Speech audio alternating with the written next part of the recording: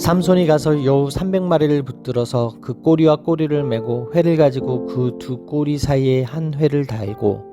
사사기 15장 4절 말씀. 아멘.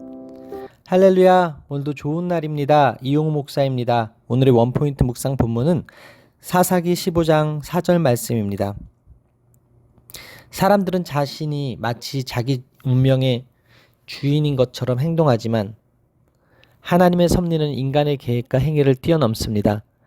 하나님은 신비한 섭리로 당신의 목적을 성취하십니다. 하나님은 본격적으로 이스라엘을 블레셋으로부터 구원하기 시작하십니다. 그 과정에서 삼손의 복수심을 사용하십니다.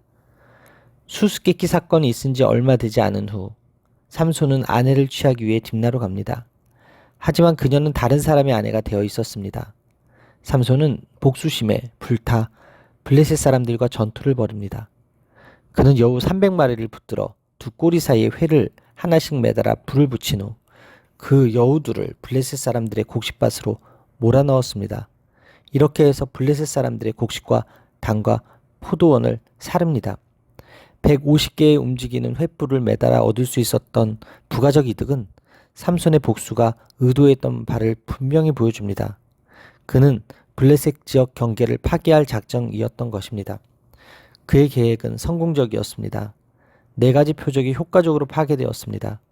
아직 추수하지 않은 곡식단과 추수가 끝난 건조된 곡식단이 그리고 포도원과 감람나무들이 무섭게 불타 올랐습니다. 삼손은 그렇게 함으로써 그들의 신 다곤을 모욕했습니다. 다곤은 무엇보다 곡식과 추수의 신으로 알려져 있었기 때문입니다. 삼손은 사사기에서 유일하게 홀로 싸운 사사입니다. 삼손이 사용한 방식은 기드온의 300용사 이야기를 연상하게 합니다. 함께 싸울 병사가 없는 삼손은 여우를 동역자로 삼은 것입니다.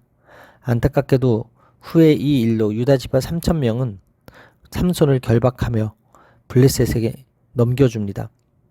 유다 사람들은 자신들의 구원자를 대적에게 넘겨주는 잘못을 범하게 된 것입니다.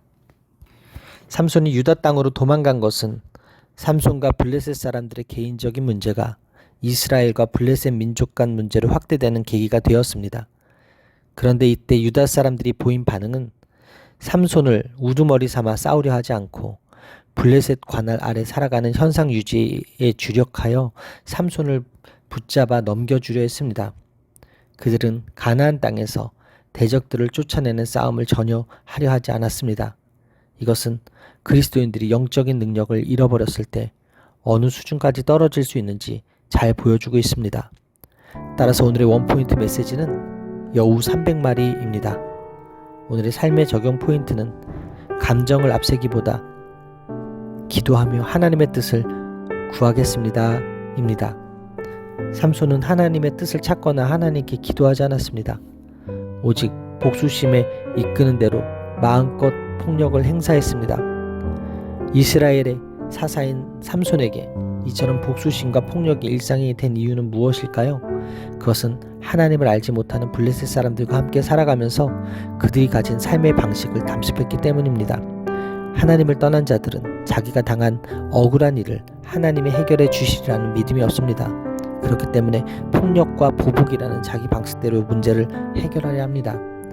우리가 살아가는 사회에서도 마찬가지입니다. 사소한 갈등이 걷잡을 수 없이 커져 이웃을 죽이는 일이 왕왕 발생합니다. 세상 사람들은 하나님을 두려워하지 않고 감정대로 살아가기 때문에 하나님의 백성의 거룩한 행실이 더욱 절실히 요구됩니다. 삼손의 행동은 개인 감정에서 나온 복수이지만 분명 하나님이 개입하신 일입니다.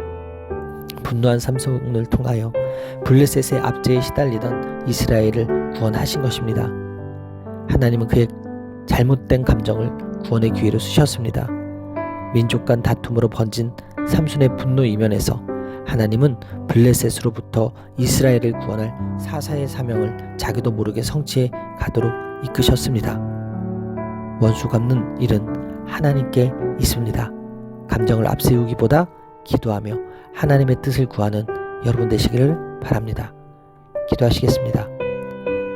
인간의 무모해 보이는 행동을 통해서도 자기 백성을 구원하시는 하나님의 뜻을 알게 하심에 감사합니다. 하나님을 떠난 삶이야말로 비참한 인생임을 고백합니다. 오늘도 감정에 일희일비하지 않게 하시고 원수 갚는 것이 하나님께 있음을 기억하며 사는 오늘이 되게 하여 주옵소서. 이 모든 말씀 살아계신 예수 그리스도의 이름으로 기도합니다. 아멘. 할렐루야. 오늘도 최고의 복을 받았습니다.